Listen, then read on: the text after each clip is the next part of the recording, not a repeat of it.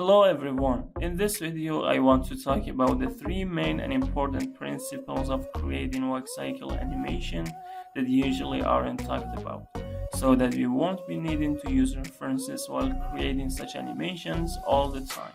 Firstly, you have to animate the body and move it up and down. If I want to show you more precisely, it has such a movement path. Secondly, the movement path of the foot controller should be like this. And finally, to have a real and overlapping movement for the hands, you have to use FK instead of IK. So let's see how to do this practically.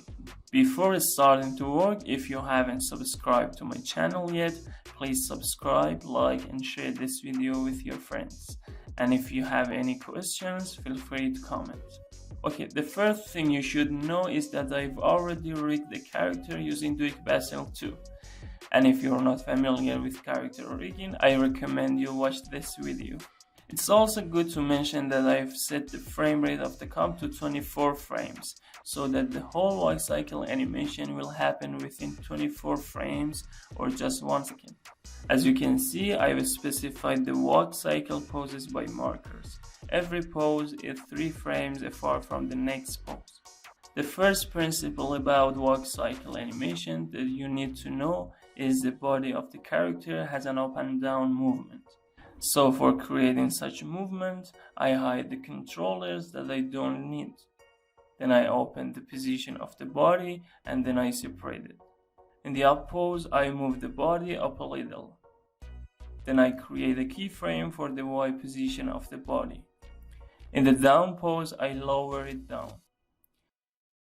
I make these keyframes easy. And for the next down and up poses, I duplicate these keyframes. And in order to create keyframe for the contact poses, I go to the second contact and create a keyframe for the Y position and put it for the first and last contact poses. And I make them linear so there wouldn't be any pause for the beginning and end of the animation. Okay, the body should be like this. Let me hide the arms and leg layers.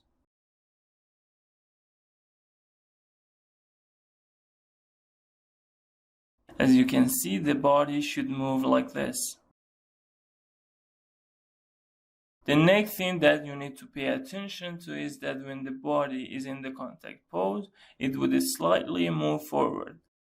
In the passing pose, it backs to its initial position.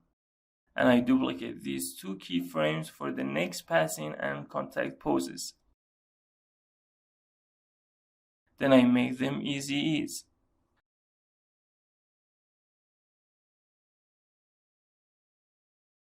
The movement path of the body should be like this. Now let's move on to body rotation. The body rotates forward when it reaches the contact pose. So I set it to 2 and create a keyframe for it. In the passing pose, it should be 0.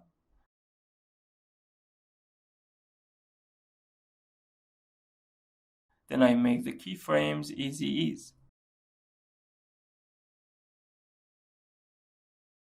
And in order to create an overlapping action, I move the rotation keyframes backward. Then I loop it.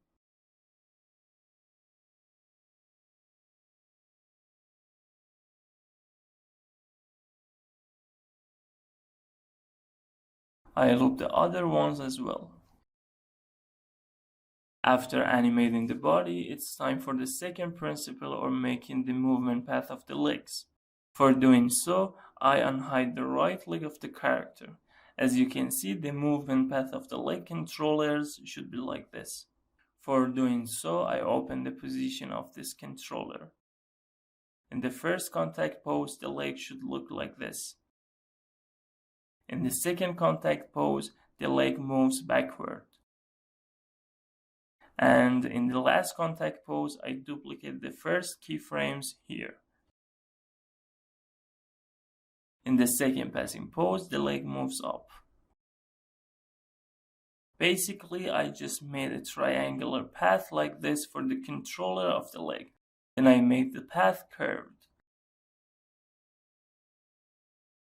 In the down pose, the rotation of the leg should be 0.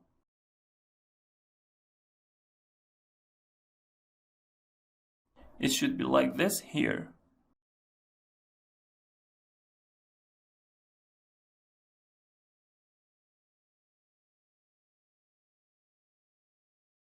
After that, I make the keyframes of the contact poses easy ease.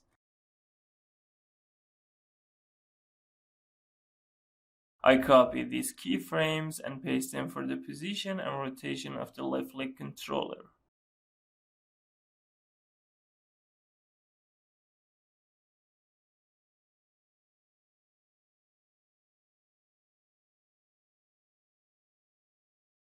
Then I move the keyframes back so the last keyframes would be for the second contact pose.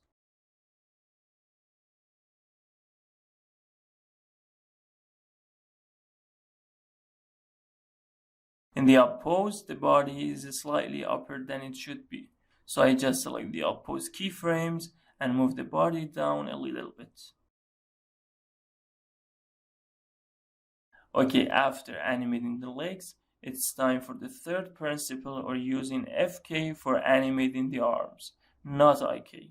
For doing so, I select the controller of the right arm and disable the IK option. So now I can animate it using FK. In the FK section, individual control, I create keyframes for the upper, lower, and goal. In the first contact, where the right leg is ahead, the right arm should place behind. And in the next contact, where the right leg is behind, the right arm should be forward.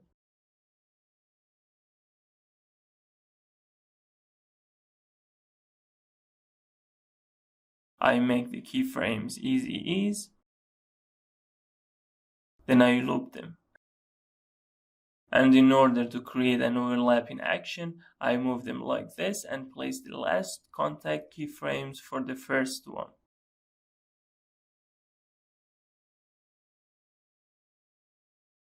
I copy these same keyframes and paste them for the right hand as well.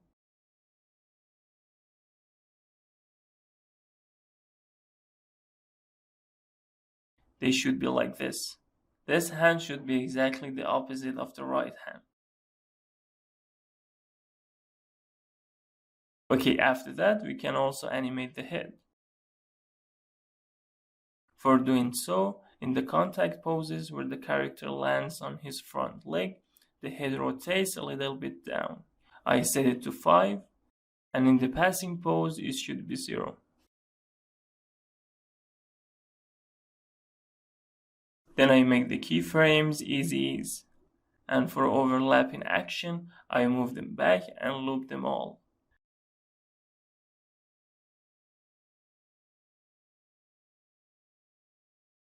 Now that I'm finished animating the character, it's time for animating the background.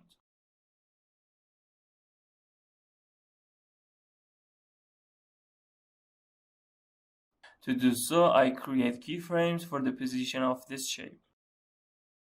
It should be here at the beginning of the timeline, and after a couple of frames, I want it to be here.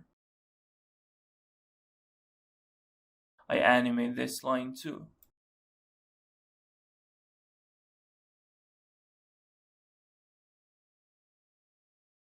I make this line look like this, so it would look like it's in perspective.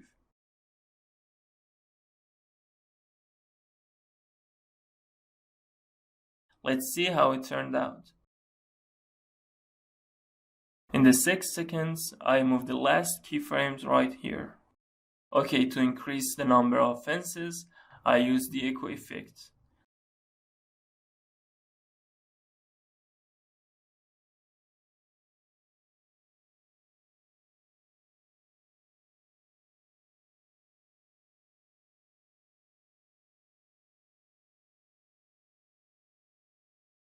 Let's see how it looks.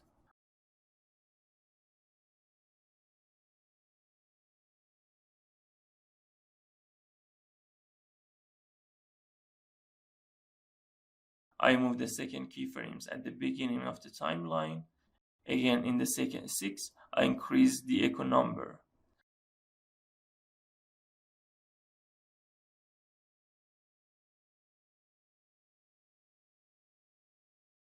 After that, let's work on animating the tree.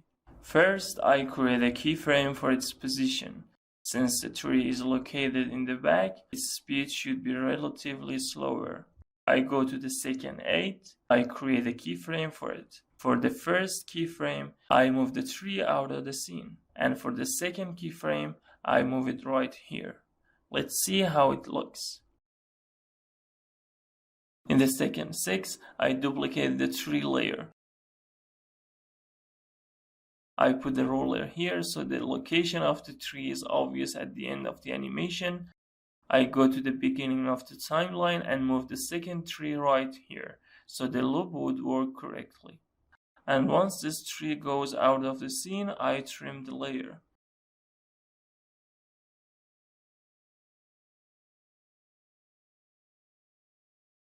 Now let's animate the sun.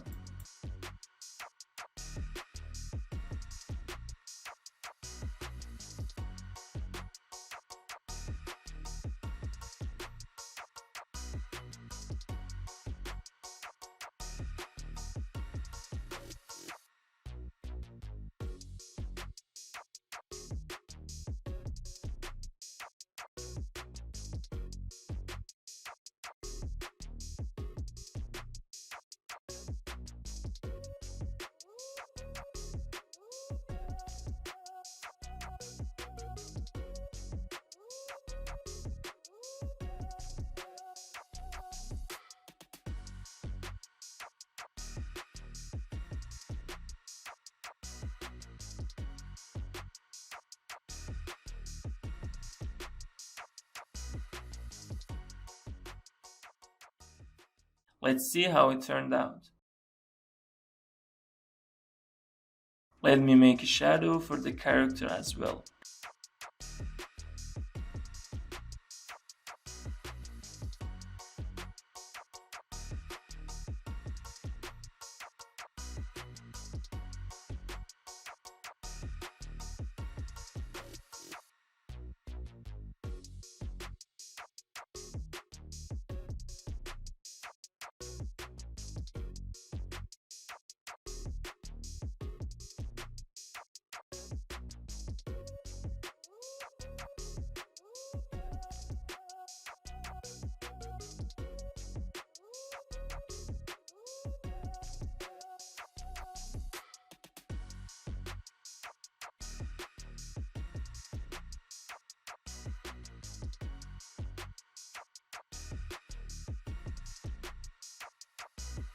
As you can see, the loop works perfectly, and there is no problem while repeating.